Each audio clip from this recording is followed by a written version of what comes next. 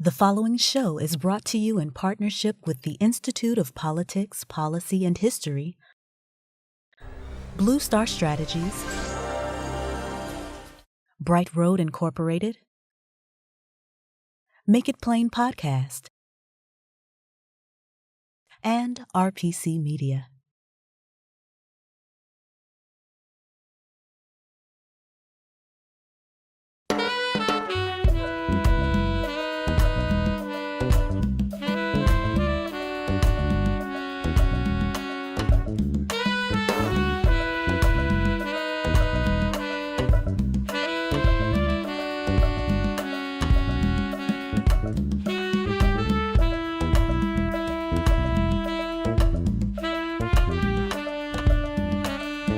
From the campus of the University of the District of Columbia, this is State of Play.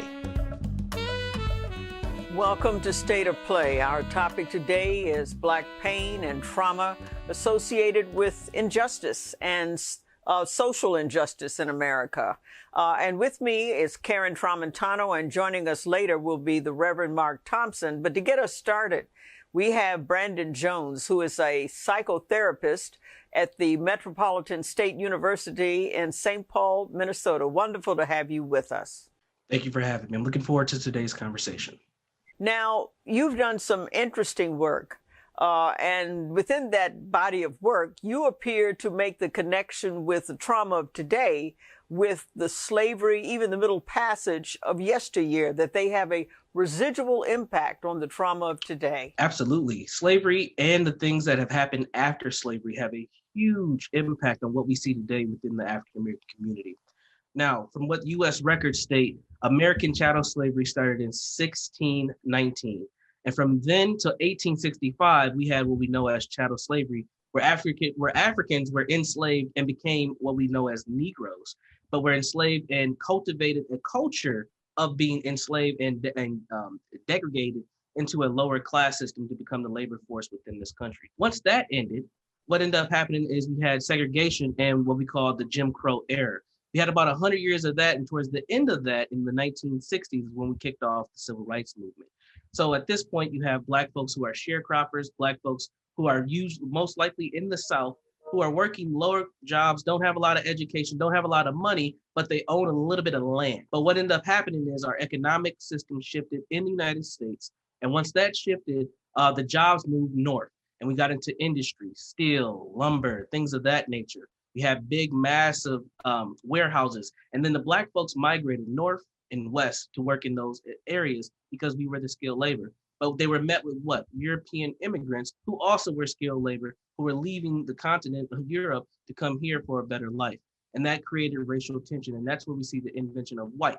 And the invention of white had what? The dehumanization of Black folks. So as we cultivate these European nationalities into this idea of white, a race, now we have to have an enemy so we don't fight amongst ourselves, which ultimately became Black folks.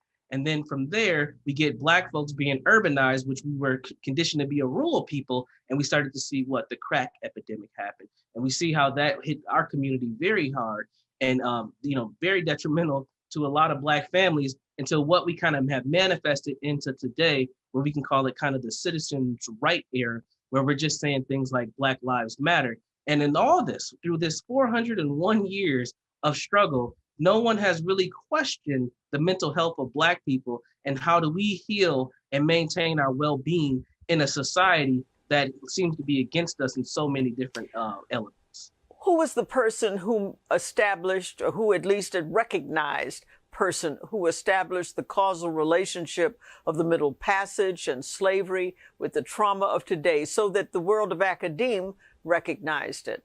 Yes, towards the end of the 1960s and the 1970s is where you start to see Black professors, Black folks who are in psychology step up. Dr. Joseph White, Dr. Naeem Akbar, Dr. Francis Cress Welsing.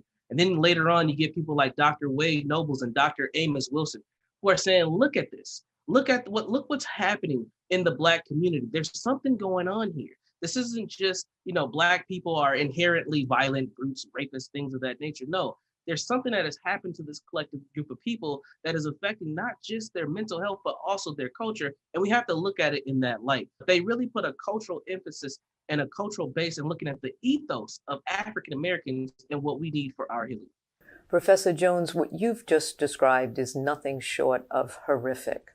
How did Black families survive? How did they cope? If you look at African American culture, you have to say, what is African American culture? You have to say it's been a response to being dominated in a white supremacy culture. So literally, Black Americans have cultivated culture being responding to white supremacy and racial terrorism. So how have we coped? Well, we've had some great tools like religion. It's not a coincidence that most Black Americans are Christians. You know, that is the religion that was imposed upon us once we got here into this, this area of the world. And that's been one of our main tools for our well-being is our faith. And we've kept that throughout those 400 years that I talked about, even till today, even though many members of our community aren't as connected to the church, it's always been there. But we also have always been a resilient and responsive type of people.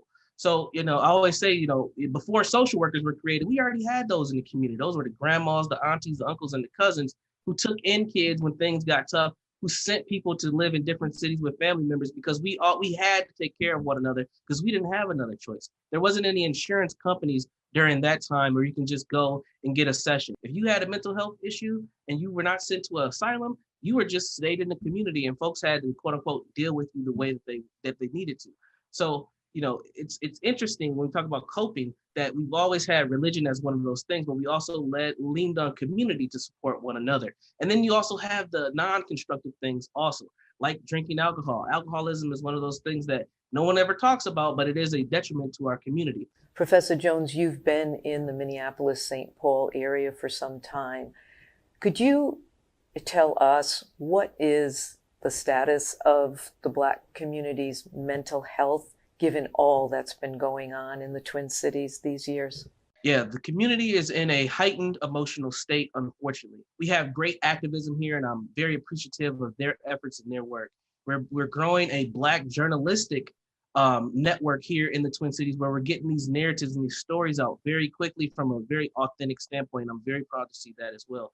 And we now have a budding African-American therapeutic support community that's growing here as well, because we know that the trauma going on here is very significant. What I'm seeing is race-based trauma show up in many different ways. And it isn't just the folks who are just out in the community, out in the street. It's also those Black professionals that we also don't always think that are struggling, but they're having issues as well. The struggle is really real here for many Black Minnesotans. Brandon Jones, you've been terrific, and your insights have been particularly important and rich because you're right in the middle of it. You're right there in Minneapolis. So thank you so very much for joining us here on State of Play.